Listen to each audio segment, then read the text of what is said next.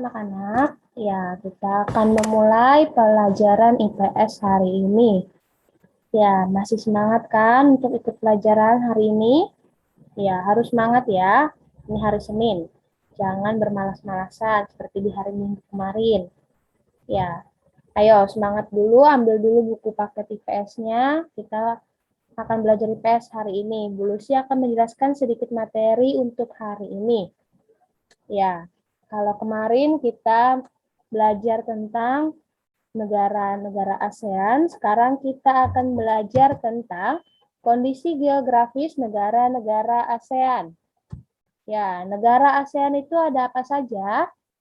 Betul, ada 10 ya, ada 10 negara. Indonesia, Malaysia, Brunei Darussalam, Vietnam, Thailand, dan yang lainnya. Ya, kita akan bahas secara satu persatu. Ayo, disimak baik-baik ya. Ya, kita lihat yang pertama. Yang pertama ini ada bendera merah putih. Bendera negara manakah itu? Ya, bendera negara kita sendiri, yaitu Indonesia. Indonesia ini memiliki beberapa relief, yaitu pegunungan, dataran tinggi, dataran rendah, dan depresi. Apa itu depresi? Ayo, coba ada yang tahu apa arti depresi? Ya, depresi adalah bagian permukaan bumi yang mengalami penurunan. Ya, anak-anak nanti bisa baca pengertian depresi secara lengkap di buku paketnya ya. Selanjutnya, hasil sumber daya alam, yaitu hasil tambang, pertanian, dan bahan baku industri. Kerjasama yang diikuti oleh negara Indonesia adalah ASEAN, APEC, OPEC, GNB, dan PBB. ASEAN ini seperti yang kita ketahui ya, ini adalah sebuah organisasi di Asia Tenggara. Lalu APEC itu kerjasama ekonomi Asia Pasifik. Kalau OPEC itu organisasi yang bertujuan menegosiasi masalah produksi, harga dari minyak bumi dan bekerja sama dengan perusahaan minyak bumi. Kalau GNB, siapa yang tahu di sini? Ya, Gerakan Non-Blok. Dan PBB, Perserikatan Bangsa-Bangsa. Selanjutnya, negara yang kedua. Ya, ini bendera dari negara apa anak-anak? Ya, negara Brunei Darussalam. Brunei Darussalam memiliki bentang alam yang berupa dataran luas, relief yang kasar, dan berbukit-bukit. Hasil dari negara ini yaitu minyak bumi, gas bumi, perikanan, dan pertanian. Ya, kalau kerjasama yang diikuti oleh Brunei adalah WTO, G7, APEC, OPEC, dan OKI. Selanjutnya kita lanjut ke negara yang ketiga. Ya, ini bendera dari negara apa anak-anak? Dari negara Filipina atau biasa kita sebut Filipina. Filipina ini bentang alamnya didominasi atau kebanyakan adanya pegunungan dengan pesisir yang landai dan sempit. Adapun hasil sumber dayanya yaitu kayu, perunggu, dan hasil pertanian. Ya, selanjutnya ini ada bendera dari negara Kamboja. Kamboja ini bentang alamnya terdiri dari pegunungan dan daerah yang subur. Hasil sumber daya alam yang ada di negara ini adalah hasil pertanian. Kerjasama yang diikuti hasil sumber daya alam dari negara Kamboja ini adalah hasil pertanian. Kerjasama yang diikuti oleh negara Kamboja yaitu PBB, ILO, UNESCO, WHO, dan kerjasama bilateral lainnya. Apakah organisasi UNESCO itu? Ya, UNESCO adalah sebuah organisasi yang berfokus pada pendidikan, keilmuan, dan kebudayaan. Kalau organisasi WHO, dia adalah organisasi yang berfokus pada kesehatan dunia. Selanjutnya adalah bendera dari negara Laos. Negara Laos mempunyai bentang alam yang meliputi pegunungan dan kawasan hutan tropisnya yang belum terjamah. Selain itu, hasil sumber daya alam dari negara Laos adalah hasil pertanian, perikanan, peternakan, dan pertambangan. Banyak sekali ya anak-anak. Ya, di sini, di negara Laos itu, kerjasama yang diikuti meliputi FAO, IBRD, UNESCO, WHO, APEC, dan lain-lain. Ya, organisasi FAO atau FAO itu berfokus pada pangan dan pertanian.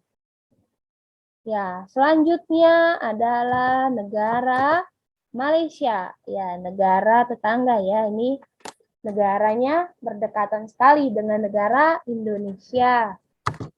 Negara Malaysia mempunyai bentang alam yang meliputi pegunungan, dataran rendah, pantai, sungai-sungai pendek, dan berawa-rawa.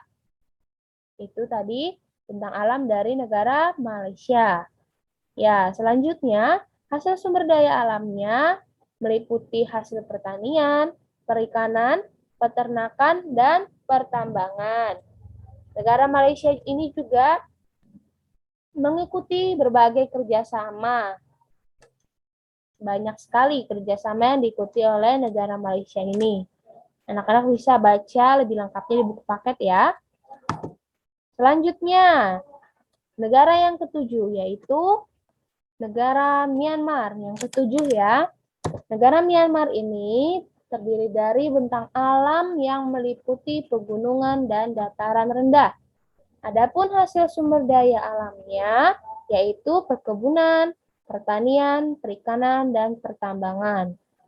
Ya, anak-anak sama seperti dengan negara Malaysia, negara Myanmar pun mengikuti berbagai kerjasama dengan negara-negara lainnya yang ada di dunia ini. Sangat banyak sekali ya anak-anak. Anak-anak nanti bisa baca lebih lengkapnya di buku paket. Selanjutnya, negara ke-8, yaitu negara Singapura atau Singapura. Negara Singapura memiliki bentang alam yang relatif datar. Namun, ada juga beberapa yang meliputi perbukitan.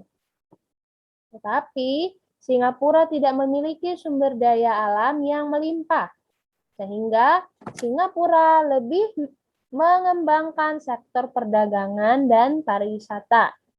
Ya, Singapura ini termasuk salah satu negara maju yang ada di Asia Tenggara ya, anak-anak.